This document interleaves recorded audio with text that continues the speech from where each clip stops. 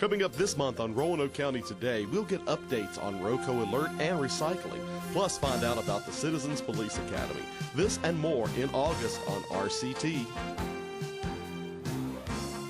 What's the buzz about Green Ridge Recreation Center? It's a place that's close to my house that I can come and get in shape. We saw the quality of the exercise environment and the opportunity for our kids to enjoy it and take advantage of really a cutting-edge fitness facility. The staff here is wonderful. They are very hands-on. They love to help people. Join the fun through daily admission or membership. Green Ridge, healthy fun for everyone. Today we're at the Roanoke County's Emergency Communications Center, and with me is Joey Stump, and Joey is the Emergency Management Coordinator for Roanoke County, and we're here to talk about ROCO Alert. Joey? Thanks, Gray. We appreciate the opportunity to share with our citizens a little bit about ROCO Alert. ROCO Alert is our citizens alerting program that we can use to notify citizens if we have to do things such as an evacuated area or get a special message to a particular area or to the whole county. Right. So we're very pleased with the program. I think, how long has the program been up and about and up and running? We've had the program up right at a year now. We started early fall of 2012, and what it does, we already have all of the landline telephones, the 911 database phones, into the system. And what we want to make sure and encourage is people to register their cell phones or VoIP telephones like Cox or Vonage or those types of phones because you need to go in and register those. Great. Now, a common question we've had from people is how will the system be used? Will it be used every day? Will it be used for events? Will it be used for just emergencies? Well, we would hope that it will never be used, but our goal would be to just use it in a true emergency to where we have to get a special message to the citizens, whether in a particular community or if we have to evacuate an area because of flooding, any type of a public safety hazard. It will not use for day-to-day announcements and events such as that. We can send leave a voice message. We can send text messages or emails to anyone who signs up to do such as that. And it does use the Roanoke County maps to where we can target a particular area. If there's only one subdivision that we're worried about or a particular area of the county, we can select the map and draw an area around a polygon and only send the message to that particular area. Right. That's very helpful, and I understand it's been used a few times recently. We've used it a few times through over the past year. Thankfully, not very often. But what our goal is to give out the public safety message, whatever it is. And since we're limited on the number of characters, since we're sending text messages and emails, we'll also try to leave a number that if the citizen gets that message, they can call back to get additional information if they so desire. It's very helpful. Joey, how can people sign up their optional cell phones or their Cox telephone numbers? Well, what we encourage people to do is to go to the Roanoke County homepage, roanokecountyva.gov, and there's a big red box on the screen, has ROCO Alert on it, and you go in and sign up. The only thing that everyone who signs up does have to have an email address, and we can go through and help people establish one if they don't have one, to do that and to get one of the free services such as that for an email address, and you get signed up. And also there's information on there that if people are having difficulty, who they can contact to help get signed up if need be. Great. One other thing, that there is no additional, we do not charge for this service, and people can, once they do the registrations, they can go in and change their, if they change their phone number or they move, something of that nature, we can go in and they can update the citizens can update their own program, and there's no charge to that. The only thing we would encourage if people sign up for text messages that they need to check and make sure with their local cellular provider if they are limited on texting or something like that, right. Charges may apply from that. Right, but that's from the carrier, not from Roanoke County. Yes, there will be no charges from Roanoke County, that's correct. Well, I see Roco Alert as being a vital part of keeping our community informed about emergencies, and I think it's been a wonderful part of keeping our community safe. This spring, when we've had some of the major storms, even flash floods, and things like that. Yes, and the valley, the Roanoke Valley, the Roanoke area, we've been very, we've fared very well over the past several years, but obviously we're most prone to flooding, but other parts of southwest Virginia just in the last few years have had things such as tornadoes, and we would try to get those messages out if we knew something such as that was imminent, because it can happen here, and we just want to try to make sure our citizens are as prepared as possible to deal with that. That's great. Again, for those of you out there who would like to sign up your optional cell phones or Cox or Vonage telephones numbers, Roanoke County's website at the bottom of the screen is a large button that says Roco Alert. On that, after pressing that button, you'll find all the information you'll need, questions and answers, how to sign up, and those type things. So, Joey, I appreciate your help, and thanks for coming out today. Well, I appreciate the opportunity, and if the citizens, like I say, have any questions, please let someone know, and we'll try to help them best we can. Great. Thanks a lot. This has been Roanoke County Today. Volunteer firefighters respond to all types of emergencies. Volunteer firefighters fight fires. Volunteer firefighters save lives. Do you have what it takes? Visit RoanokeCountyVA.gov/FRVolunteer or call 540-777-8706 to become a Roanoke County Fire and Rescue volunteer firefighter.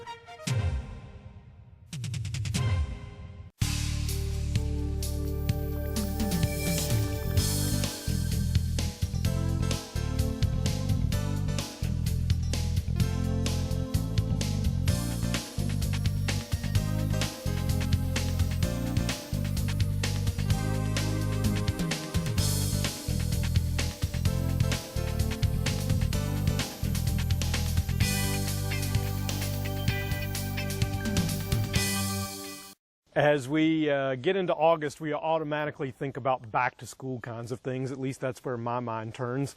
And so as we think about back to school, there's several safety tips that we want to keep in mind. A lot of those have to do with the fact that school buses will be on the road again later this month in August. And so motorists really need to be alert to children at bus stops, pay attention that children and their parents will be walking to bus stops.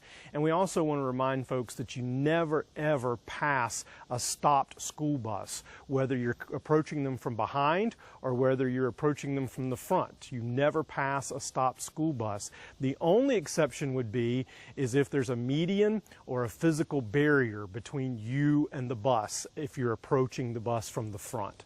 But we really need to be careful of those kinds of rules. Also pedestrians when it comes to school buses. I'm mainly thinking about parents who are walking their kids to the school bus stop. You need to walk on the side of the road facing the traffic. And we need to remember that there's always a 10-foot safety zone around the school bus. It's very important that the driver can see the student and the student can see the driver. So that means if they drop anything around the bus, they need to tell the driver that they've dropped something and they're going to pick it up, because the driver needs to be able to see the student at all times. If they're crossing in front of the bus, we always want to make sure that we can keep eye contact with the driver and they know that we're crossing in front of the bus. So those are some of the basic school bus safety kinds of things that we need to remember. Also, when standing at the bus stop, we want to keep back away from the street about 10 feet as well. So 10 feet is kind of the rule when it comes to school buses as far as that danger area around the school bus as well as where we want to be on the side of the road.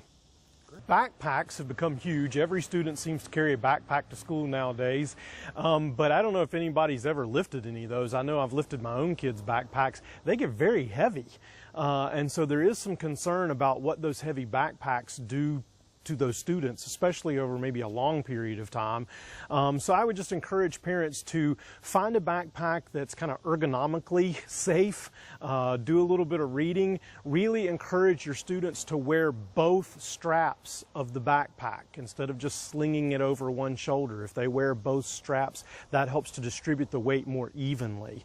Also, a good rule of thumb is the backpack should only be about 10 to 20% of the child's weight. So for example, if we have a 60-pound student, their backpack should not weigh more than 12 pounds.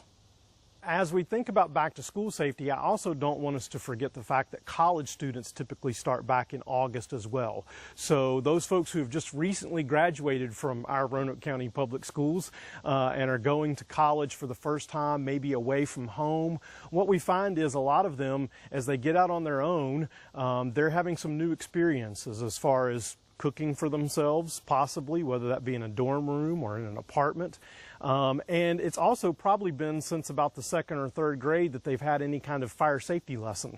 So they need to be reminded of some of those kind of basic fire safety things. Now, some of the research has shown us that on-campus housing is usually very safe. Most often those buildings are sprinklered. They have fire drills, they have resident assistants who have been well trained. So most of the time on-campus housing is very safe. Still need to remember some basic safety things, but it's when we move into that off-campus housing where oftentimes the standards are lower. There may not be drills. The students are cooking for themselves more regularly. So just some general reminders, some of those general basic fire safety things that we talk about again and again. If you're cooking something on the stove, stay with it. Don't cook when you're drowsy or sleepy. You've got to stay with the things that are on the stovetop. Also, if you're living in that off-campus apartment, make sure it has smoke alarms and make sure that they work. Pay attention to those fire drills that are done in the dorms so that you know 2 ways out of everywhere that you are in that dorm or in that off-campus apartment. And don't tamper with the fire safety equipment that may already be there, whether it be sprinkler heads or smoke alarms. Those things are there to save your life, and we need to make sure they're in good working order. If you would like more information about back-to-school safety or any other fire safety topic, life safety topic, you can feel free to contact me, Brian Klingenpeel, at 540-777-8718, or you can also go to our website at roanokecountyva.gov/fire rescue.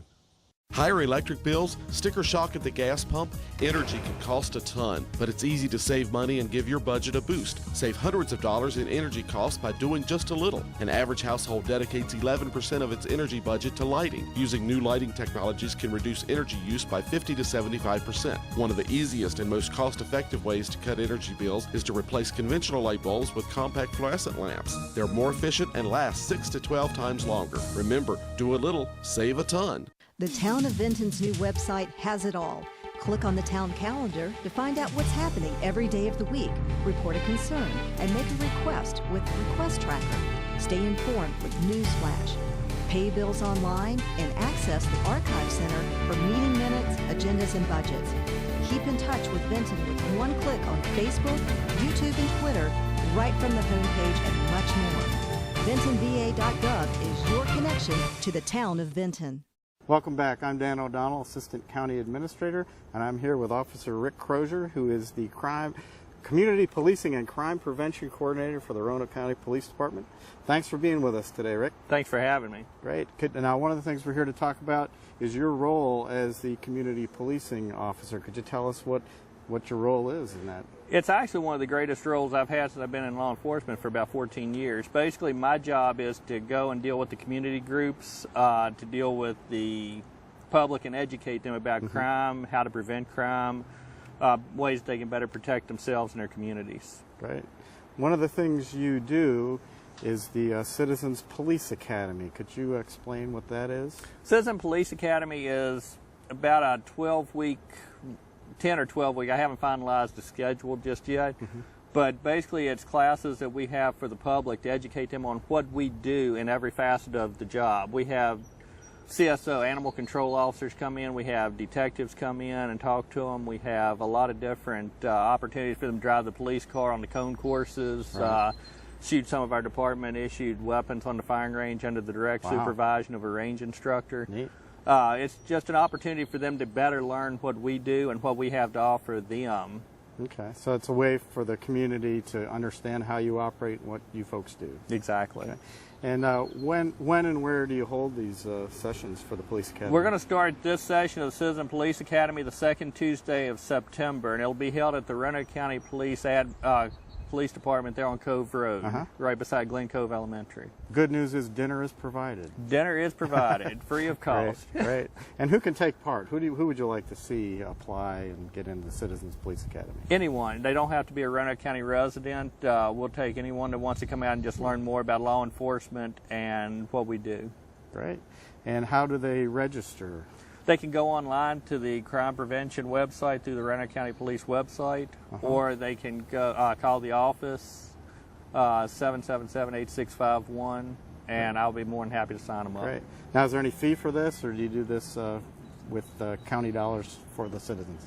A lot of it's from donations from great. vendors and businesses and things like that, but it is no cost to the participants. Right. Is there a deadline where when they have to contact you to be involved? The deadline for this one, I haven't set that one yet, but I've just about got the class full. I've limited it to 20 people because of the hands-on activities that we have coming up.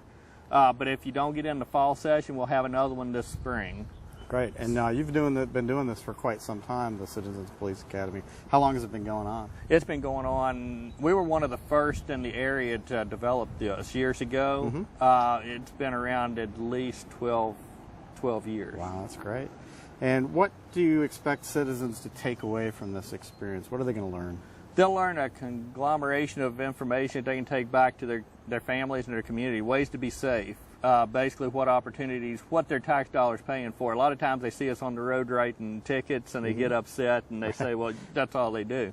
No, we do a whole lot more. It's more proactive than reactive, and it just gives them a better idea of why we do what we do and the performance of our duties. So you've been doing this for a long time, which says to me that it's a pretty successful program. How do you know that it's successful? Do you get a lot of feedback after the class is over? We get a lot of feedback. Also, what happens is we have an alumni association. So once you graduate and you get your certificate, which doesn't mean you're law enforcement certified, it just means that you sat through and suffered through our lectures and stuff like that. Basically what it is, the alumni gives you the opportunity to continue your relationship with the police department, and that's a growing program every year. People continue to want to come back and hang out with us and work on different projects for us, and that means it's a success in my book. Great. Yeah, and I just want to commend your department for reaching out to the citizens. I think the department does a great job of community relations and making sure you know who's in the community and what their concerns are. Any other information you'd like to give out about either your department or the Citizens Police Academy? No, if there's anything that the public would like to have topics discussed, if they contact the Community Policing Office or email me, I'll be more than happy to come up with a presentation and bring it out into their groups. On just about any topic you can come up with, I can find someone to give a presentation for them. So we look forward to getting out there and really meeting the public. Great. Well, thanks for being with us today. Thanks for having me. We'll be right back. Stay up to date with the town of Vinton. Visit vintonva.gov and sign up for the Newsflash, Notify Me, or Emergency Alert features. Newsflash will inform users of what's happening in the town, including street closures or water line breaks. With Notify Me, citizens will receive information on activities, events, and even job postings. Emergency Alert can keep you informed in the event of an emergency or disaster in the region. Alerts can be sent to landlines, computers, cell phones, or wireless PDA units. Sign up today and be up to date with the town of Vinton.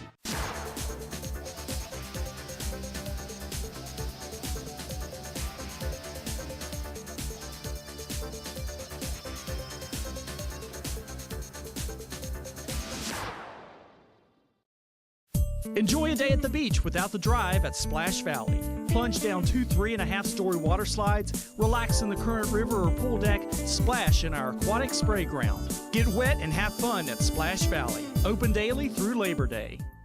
I'm Greg Craig, and I'm outside of Kessler Mills Public Service Center today with Nancy Duvall. She's our solid waste manager, and Nancy, let me start off today by just giving a little recognition to our solid waste crews. I understand they've worked very hard this summer with all the debris from the storms. Yes, they really did. They had that storm on June 13th, and that following Monday, especially our brush crews, they started working, and they worked six days a week, about 12 hours a day for about 2 months, trying to get the county cleaned up from that storm. Now, do we have any idea about how much debris and bulk and brush debris? During a 2-month period, we picked up about 530 loads, which is probably 1,400 tons of just brush, and that's probably double at least what we would normally pick up in that same time frame. That's incredible. Now, tell me, where does all that brush go? It all goes to the transfer station. I like to say a big thank you to that crew as well, because they stayed open late for us, and they stayed open on Saturdays, and so they were a big help to us as well. But it goes to the transfer station on Hollins Road, and it's mulched, and then the mulch is made available to the citizens of the valley. That's great. And that keeps all of that debris out of our landfill. Yes, it does. Great. Well, I really appreciate that update. But, speaking of keeping things out of our landfill, we have a recycling program in Roanoke County. We've had one for a few years. And I understand we have some drop-off points. Can you tell our viewers where those drop-off points are? Yeah, we have 5 of them right now. We have one at Cox Communication, one at Hollins University, one at the Bramilton Center, one at William Byrd Middle School, and then one at Glenver Middle School. Great. And what types of things do they take? They take mixed paper, which is, office paper, newspaper, magazines, junk mail, anything like that. We take plastics 1 through 7, and mixed metals. Great. Now, I understand there may be some news about some advancements or some new progress in recycling? Yeah, there is. We're very excited about a new initiative we have. Our trailers have always been very popular, and we've gotten calls since we started that program about why we don't do curbside. So what we did is we're starting an initiative with some companies here in the valley that do provide that service. So we are pre-qualifying them, and then we're going to try to work as a liaison between the citizens and these companies to try to connect them so that the citizens can get the service that they're asking for. That's great. That really is great. Yeah. Where can people go to find out more information, or do we have a timetable for when there will be more information out? Well, we are working with several companies right now that have already been qualified for it, and we're trying to set up the details of the program, and hopefully in the next couple of weeks that information will become available, and it'll be available on our website. Great. Thank you very much. Thank you. This is Roanoke County Today. Looking for a career where each day brings the chance to learn or experience something new? Want to work in a team environment? Or have you always wanted to give back to the community? Consider a career in law enforcement. The Roanoke County Police Department offers great benefits including life, health, and dental insurance, Virginia State retirement, and full pay while in the training academy. The Roanoke County Police Department is currently accepting applications, so take the next step to becoming the newest member of the Roanoke County Police Department. For more information, call or visit our website. Roanoke Valley Television RVTV Channel 3 is on Facebook. Go to www.rvtv.org and click on the Facebook icon to like RVTV3 today, your government and educational access station. Surf by the award-winning RVTV.org, the official website for Roanoke Valley Television Channel 3. The site features new content like the Media Center, where you can view selected RVTV programming. Also find RVTV's daily lineup, information on RVTV shows, a photo gallery, and even a Notify Me sign-up to keep you posted on upcoming RVTV events. It's all at RVTV.org, the official website for government and educational television in the Roanoke Valley. RVTV.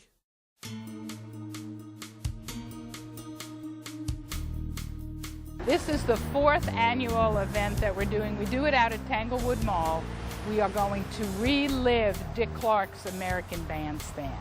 We are going to have more fun than you can imagine. We even have some celebrities coming in to join us. We will have Lucille Ball, Sammy Davis Jr., as well as Kenny Rogers. And Kenny Rogers actually, when he was in high school, performed on American Bandstand. But it's a completely free event. We invite grandparents to come out and bring their grandchildren.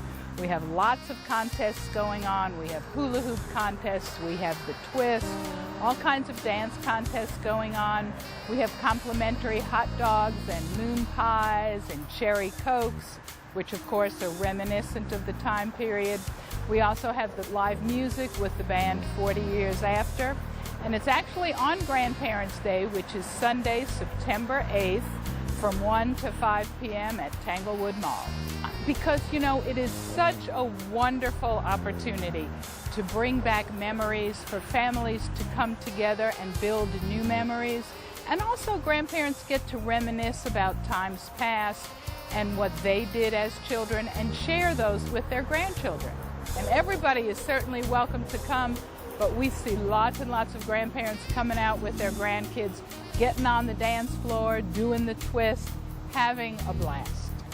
It is an absolutely free event. Yes, just come out and join us at Tanglewood Mall, and everything is absolutely free. It has grown so much, it's just amazing. And that's done at Green Hill Park, September 28th through the 29th. On Saturday, we run from 10 a.m. to 6 p.m., and on Sunday from 10 to 5. It's $5 cash at the gate, but if you come in official garb, you will actually get in free. On Saturday, we also have the Highland Games, where big guys come out and throw heavy objects. But you know, the medieval fair is a time for people to come out and relive the time of Queen Elizabeth, knights in shining armor, gypsies, all kinds of living history exhibits and merchants and hearty food and drink. And it's a wonderful time for folks to just come out and relive times past, the magical times of King Arthur. So we have lots of merchants out there selling their wares, official things from the medieval period, of course. We also have horses out there. We have, you know, all kinds of antics. It's just a fun day. It's a beautiful day in the park, and all kinds of historical reenactments. We even have a masquerade ball at the end of each event, and it's just a fabulous opportunity to relive some history. People come out in the beautiful gowns, the men come out in their shining armor, and if you don't happen to have anything, we may even give you a mask of your very own to wear at the masquerade ball. Great. When is this again? This is September 28th and 29th at Roanoke County's Green Hill Park.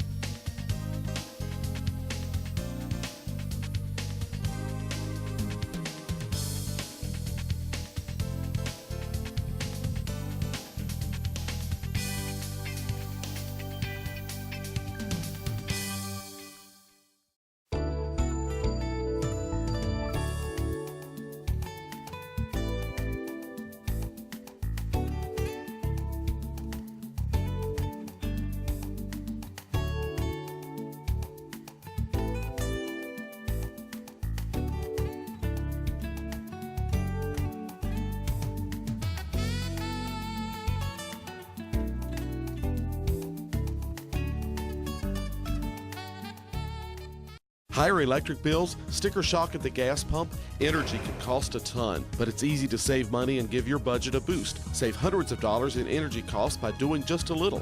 As much as half of the energy used in your home goes to heating and cooling. You can save a ton by making sure your home is properly sealed and insulated against the elements. Caulk window and door frames, wiring and pipe penetrations, and anywhere air leaks.